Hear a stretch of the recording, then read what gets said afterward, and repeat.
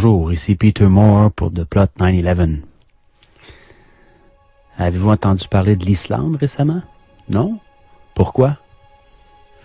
Ben, si quelqu'un croit qu'il n'y a pas de censure actuellement, qu'il nous dise pourquoi on a tout su au sujet de ce qui se passe en Égypte, en Syrie et en Libye, et pourquoi les journaux n'ont absolument rien dit sur ce qui se passe en Islande, eh bien, écoutez bien ceci. En Islande, le peuple a fait démissionner un gouvernement au complet. Les principales banques ont été nationalisées et il a été décidé de ne pas payer la dette contractée par ces dernières auprès des banques de Grande-Bretagne et de Hollande, dette générée par leur mauvaise politique financière. Une assemblée populaire vient d'être créée pour réécrire la Constitution, et tout cela pacifiquement. Toute une révolution contre le pouvoir qui a conduit à cette crise. Voilà pourquoi rien n'a été publié. Depuis plusieurs mois, puis même on pourrait dire depuis 2 ans, là, on n'a pas vu grand-chose. Que se passera-t-il si les citoyens du monde en prenaient exemple? Brièvement, voici l'histoire des faits. 2008, la principale banque du pays est nationalisée. La monnaie s'effondre, la bourse suspend son activité, le pays étant banqueroute. 2009, les protestations citoyennes contre le Parlement font que des élections anticipées sont convoquées. Elles provoquent la démission du premier ministre et en bloquent de tout le gouvernement. La situation économique désastreuse du pays persiste. Par le biais d'une loi, il est proposé à la Grande-Bretagne et à la Hollande le remboursement de la dette par les paiements de 3 500 millions d'euros. Un montant qui doit être payé mensuellement par toutes les familles islandaises pendant les 15 prochaines années à un taux d'intérêt de 5 %. 2010, le peuple descend à nouveau dans la rue et demande que la loi soit soumise à référendum. En janvier 2010, le président refuse de ratifier cette loi et annonce qu'il y aura une consultation populaire.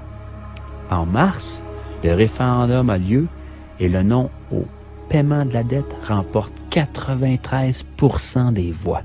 Pendant ce temps, le gouvernement a entamé une investigation pour régler juridiquement la responsabilité de la crise.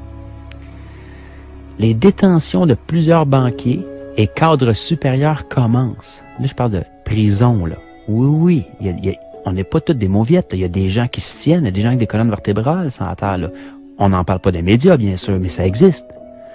Interpol lance une enquête et tous les banquiers impliqués quittent le pays. C'est comme des rats qui quittent le navire, là. Dans ce contexte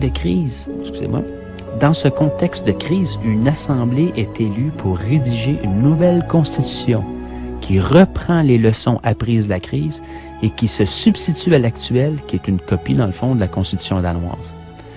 Pour ce faire, on a recours directement au peuple souverain.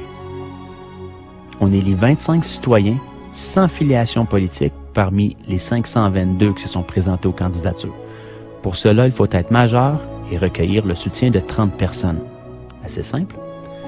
L'Assemblée constituante commence ses travaux en février 2011 afin de présenter, en partant des avis collectés dans les diverses assemblées qui ont eu lieu dans tout le pays, un projet de grande charte. Elle doit être approuvée par l'actuel Parlement ainsi que par celui qui sera constitué après les prochaines élections législatives. Voici en bref l'histoire de la révolution islandaise. Démission en bloc de tout un gouvernement. Nationalisation de la banque.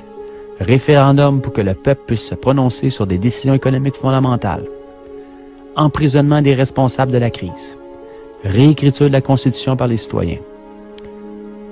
Nous a-t-on parlé de ça dans les médias européens, canadiens, américains, japonais, dans le monde, partout? Est-ce que les médias de masse ont même touché au sujet? En a-t-on parlé dans les débats politiques, radiophoniques ou télévisés? A-t-on vu des images de ces faits à la TV? Bien sûr que non. Il y a ben trop de monde qui regarde. Le peuple islandais a su donner une leçon à tout le monde entier en affrontant le système et en donnant une leçon de démocratie au reste du monde. Les sources, c'est la liste Parti de gauche 84 par Forum civique européen.